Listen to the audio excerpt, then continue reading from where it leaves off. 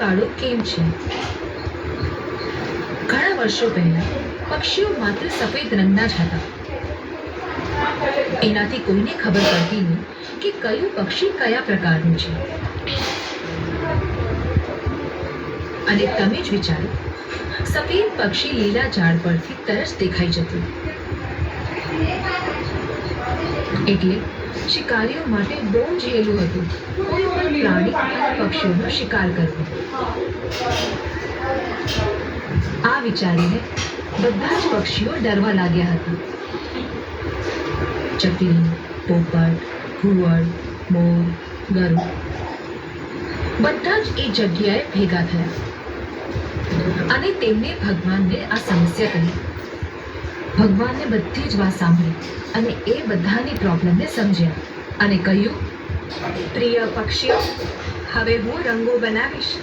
તમે બધા 8 દિવસ પછી મને મળો. હું તમને જુદા જુદા રંગો આપીશ.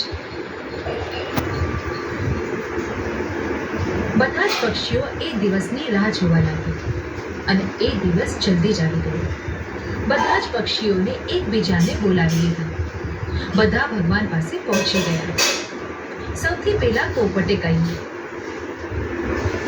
ડિયર ગોડ, હું લીલા ઝાડ પર રહું છું, તો તમે મને લીલો રંગ આપો. આથી હું શિકારીને દેખાઈશ નહીં અને મને લાલ મરચું બહુ ગમે છે, તો તમે મારી ચાંચ લાલ બનાવો. ભગવાને કહ્યું, ઓકે. અને પોપટને એનો મનગમતો રંગ મળ્યો. પછી ચકલીનો વારો આવ્યો. મારા ભગવાન, હું માટીમાં જ તારા ચડું છું અને મારો માળો પણ સુકાયેલા ઘાસના તણકલાનો હોય છે, તેથી તમે મને એવો જ રંગ આપો. ભગવાને તેની પણ ઈચ્છા પૂરી કરી. પછી ગિદ્ધનો વારો આવ્યો. તેણે કહ્યું, ભગવાન, હું ઉપર ઊંચા પહાડોમાં રહું છું, એટલે મને એ પ્રકારનો રંગ આપો. એટલે ભગવાને તેને કથ્થઈ રંગ આપ્યો. પછી સુંદર મોરનો વારો આવ્યો. એને ત્યાં રાખેલા બધા જ રંગો ગમતા હતા. એ નક્કી ન કરી શક્યો. એણે કહ્યું, ડિયર ગોડ, પ્લીઝ મને બધા રંગો થોડા થોડા આપો. ભગવાને એની ગરદન ચમકતી બ્લુ રંગની બનાવી. લીલો અને વાદળી રંગ પીછાનો આપ્યો અને પીછા પર પીળા રંગના ટપકા. થોડા સમય પછી લગભગ બધા જ રંગો વપરાઈ ગયા, પરંતુ કાગડો, ઘુવડ, બતક અને હંસ ત્યાં આવ્યા નહોતા. બીજા પક્ષીઓએ તેમને જવા કહ્યું. એ તમે જાઓ, તમે મોડા જશો તો બધા જ રંગો વપરાઈ જશે.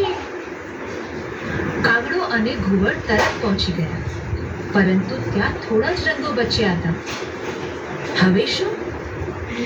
તેમણે આજીજી કરી.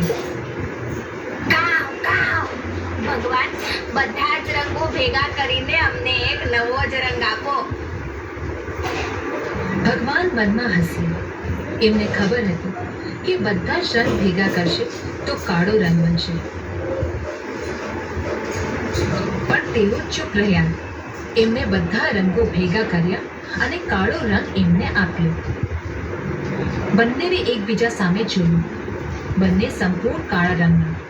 પણ હવે કંઈ થઈ શકે નહીં અને તેઓ ત્યાંથી ઉડી ગયા. તેમણે બતક અને હંસને જોયા. એ બંને કાગડા અને ઘુવડના રંગ પર હસી રહ્યા હતા. કાગડો ગુસ્સામાં બોલ્યો, કાળા છે તો શું થયું? બ્લેક સુંદર રંગ છે. અમારી પાસે રંગ તો છે, તમારી પાસે તો રંગ જ નથી.